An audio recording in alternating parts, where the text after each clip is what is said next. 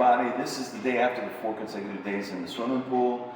Jeremy, is that good? That's good news? great news. Good job. I don't feel too much fatigue, but I was telling Jeremy, half jokingly, and he kind of enjoyed it, that I was describing in layman terms that the amygdala and hippocampus were taking a siesta because you have the luxury of tipping over in the pool. You're not worrying too much. But now Jeremy, almost sadistically perhaps, has got me doing a new exercise. That's right. Today, That's right. Marching, and it sounds simple, but a lot of this, guys, is relearning what you took for granted. So it's the song from Slave, old school funk, comes to mind. Walking down the street, watching ladies go by, watching you.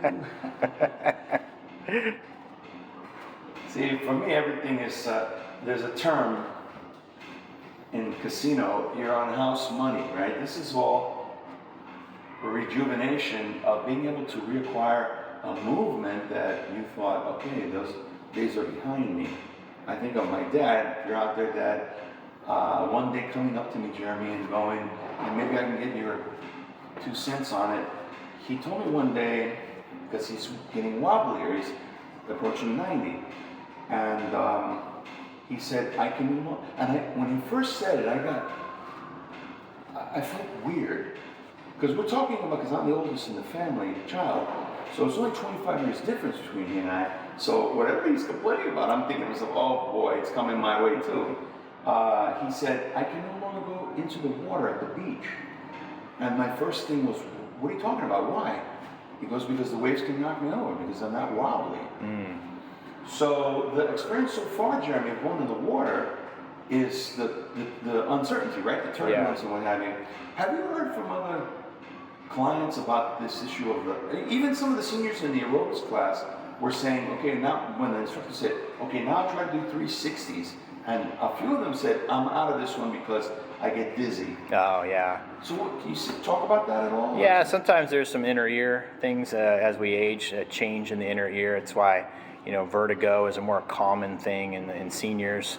And there's these little crystals in your inner ear, and as the inner ear loses hydration, those crystals can break off, and they can land in the wrong areas and give you kind of classic vertigo. So a lot of times if you're prone to something like that, you avoid any type of turning or rotation, because that's going to set you back off again. Can you reacquire the crystals per se? Yeah. There's how do you do that? So it's called a Hall-Pike maneuver, and then there's a few. I want to share that with Dad. What would be that? You Yeah, want if the camera, so you can demonstrate. Well, you need a bed and you need places up, but you can Google it. It's called a Hall-Pike maneuver. HALL then dash PIKE. Yep. Yeah. Maneuver. Yeah, okay. and if it's classic vertigo, so if the doctor said, it's your inner ear, that's the prescribed exercise. And then if it's a real severe case, you get to go see one a neurologist who has a chair, and they set you in the chair, and the chair will actually flip you sideways, flip you upside down. Astronaut training chair that it's spinning like a madman, and your face goes into it's something. paralysis. And they put these goggles on your eyes, and they can watch you. They know exactly when those crystals are in the wrong place, because your eyes begin to shake side to side, called nystagmus. That's what gives you the sensation of being dizzy. Nystagmus, Nystagmus. Nystagmus. It's basically when you get vertigo and the room starts spinning. Yes. It's not the room spinning; it's your eyes that are spinning, and so that's what gives you that sensation. One of the things I can tell you is it's so disconcerting that something you would just take for granted, just turning your head. Mm-hmm. Having to relearn that, it's like going back to school. You feel like, didn't I already do this? I feel like it's so elementary. I should even dignify it, and yet here we are. Right? It's in there. It's still in there. It just needs to be worked on, and I get it back. will tell you what I told a few of the seniors, and I'll probably share it again tonight. I'm teaching a class at a local Chinese church, English speaking class. I am neither, if any, but I do have a little more joy naturally anyway, because I know who butters my bread ultimately, but I was telling them, I don't think I'm either that much more happy or that much more downcast, downtrodden because of the injury. like that piece of anatomy that's not a part of me anymore wasn't the reason like I was having a great day or having a not so great day, right?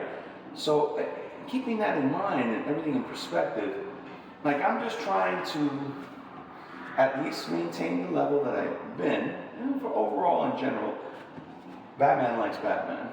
So he tries to keep it that to himself, that level.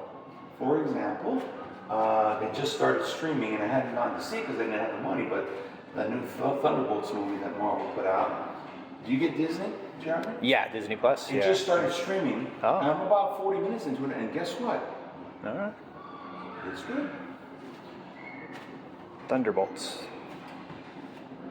New York Comic Con is coming up, so there's a lot of cool stuff coming down the pike as well as relates to stuff like that. Probably along with this vid, I'm going to create for tomorrow's brand new devotional, because the one that I do is published across 2 days, 2 different Bible verses, folks.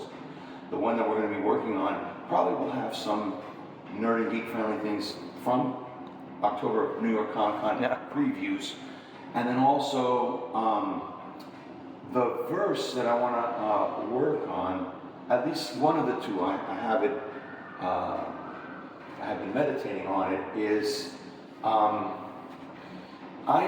was telling Jeremy, I was getting more pumped in the classes. 2 out of the 4 had music. They had a class proper. And the music helps you to kill the time.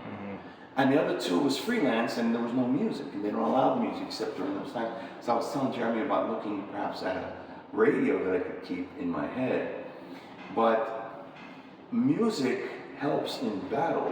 So many stories, especially in the Old Testament, where the music went ahead of the actual warriors to get the job done and also simultaneously to strike fear in the enemy. When they could hear that shofar blowing, for instance. Jeremy, for chicken dinner, what is a shofar? Oh, I don't know. You got me on that one. It's like a trumpet. Oh, okay.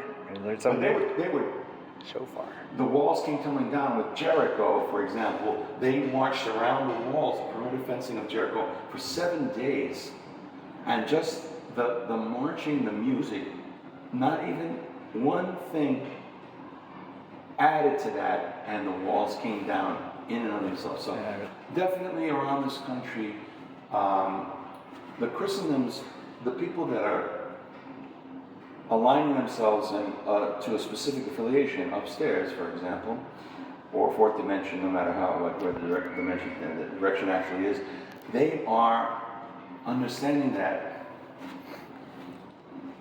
shrapnel is flying everywhere, and you have to be on alert. You have to mind your surroundings and stay grounded here, and then by virtue of being uploaded, upgraded, extended to other people, and pay it forward. So with that, we're going to sign off for today. Thank you, Jeremy. Well done.